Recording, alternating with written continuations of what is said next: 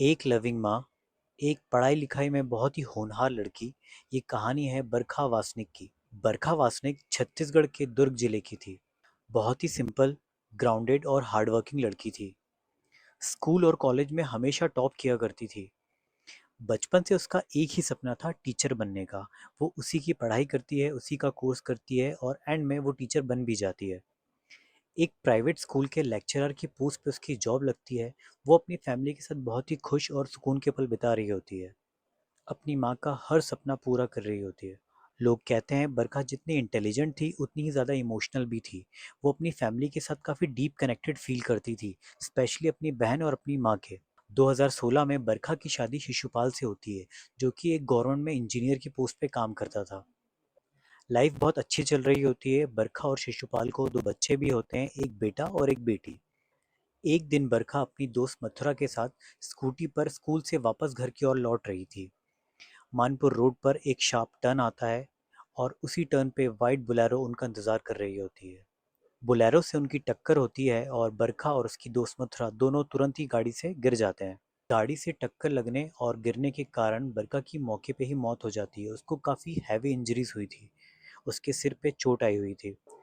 जबकि बरखा की दोस्त मथुरा को थोड़ी सी चोटें आती हैं, बट वो इस एक्सीडेंट को सरवाइव कर जाती है। इस एक्सीडेंट से बरखा की पूरी फैमिली में शौक का माहौल हो जाता है। सभी दुख में पूरी तरह से डूब जाते हैं। पुलिस हिट एंड रन का केस बनाती है। एक्सीडेंट के तुरंत बाद ड्राइवर गाड़ी लेके भाग चुका होता है और गाड़ी पे किसी भी तरह का कोई नंबर प्लेट नहीं होता है। इस कारण कोई भी नंबर नोट नहीं कर पाया होता है। पुलिस इसे नॉर्मल हिट एंड रन का केस मान रही होती है, बट उन्हें शॉक तब लगता है जब बरखा की बहन प्रियंका उन्हें बताती है कि ये कोई भी एक्सीडेंट नहीं है, ये प्री प्लान मर्डर है। प्रियंका ने बताया कि बरखा का अपने हस्बैंड से काफ़ी लंबे समय से झगड़ा चल रहा होता है और ये कोई एक्सीडेंट नहीं बल्कि प्लान किया गया मर्डर है।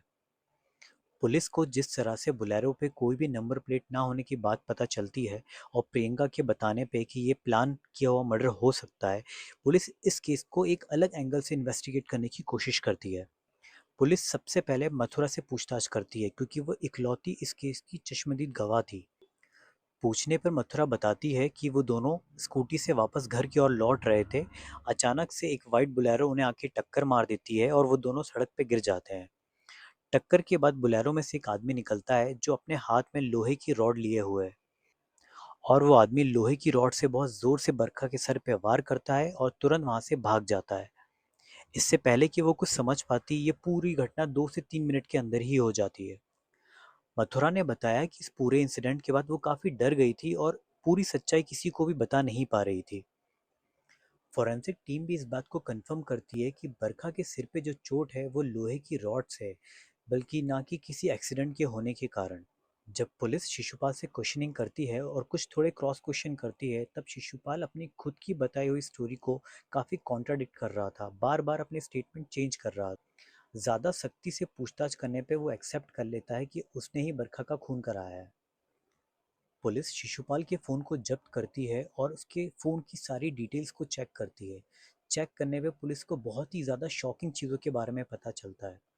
उसकी गूगल हिस्ट्री से पता चलता है कि उसने बहुत सारी ऐसी चीज़ें सर्च की थी जो काफ़ी शॉकिंग थी, जैसे how to erase murder evidence, how to kill wife without getting caught, how to fool police using mobile location. सबसे बड़ी बात, शिशुपाल की यूट्यूब हिस्ट्री में 150 से भी ज़्यादा क्राइम स्टोरीज थी, जिनमें वो सीखता था कि कैसे मर्डर करना है बिना पकड़े जाए, या फिर एक ऐसा मर्डर किया जाए जिसे कोई से पकड़ ना सके। इन सारी क्राइम स्टोरीज से वो एक परफेक्ट मर्डर को प्लान करना सीख रहा था। उसने अपना फ़ोन अपने ड्राइवर के पास रखा था ताकि उसकी लाइव लोकेशन को ट्रेस ना किया जा सके। बैंक स्टेटमेंट चेक करने से पता चलता है कि उसने 60,000 किसी लोकल आदमी को ट्रांसफ़र किए हुए थे, जो कि एक नॉर्मल आदमी नहीं, एक लोकल किलर था, एक हायर्ड किलर, जिसका नाम होता है कयामुद्दीन। कयामुद्दीन बरखा के एक हफ्ते से डेली रूटीन को रोज़ चेक कर रहा था। मर्डर के पहले उसने टाइम, जगह, सारी चीज़ पहले से ही डिसाइड करके रखी थी। जैसे उसे मौका मिलता है वो तुरंत अपने प्लान को एग्जीक्यूट कर देता है। White Bolero without number plate, fixed location, लोहे की रॉड, सीसीटीवी ब्लाइंड स्पॉट, सब कुछ एकदम अच्छा प्लान किया था, एकदम परफेक्ट प्लान किया था। बट कहते हैं ना, आरोपी कुछ ना कुछ छोड़ ही देता है। सर्च हिस्ट्री, पेमेंट ट्रांजैक्शन और मथुरा की गवाही इस केस का पूरा भांडा फोड़ देती है। इन्वेस्टिगेशन में आगे पता चलता है कि शादी के अगले दिन ही शिशुपाल ने बरखा से 4 लाख कैश और एक बाइक की डिमांड करना शुरू कर दिया था। बरखा ने बहुत बार पुलिस कंप्लेंट भी की हुई थी शिशुपाल के अगेंस्ट डोमेस्टिक वायलेंस की। डाइवोर्स का प्रोसेस भी स्टार्ट हो चुका था और शिशुपाल को इसी बात का डर था कि कहीं बरखा कोर्ट ना चली जाए, क्योंकि अगर बरखा कोर्ट चली जाती है तो उसको जेल भी जाना पड़ सकता है और सबसे मेन बात उसकी जॉब भी चली जाएगी। शिशुपाल क्राइम स्टोरीज और शोज से काफ़ी इंस्पायर्ड था। वो दिन भर दिन रात यही सारी चीज़ें देखता रहता था और इन सबको देखने के बाद ही उसने एक परफेक्ट मर्डर को प्लान करने की ठान लिया था।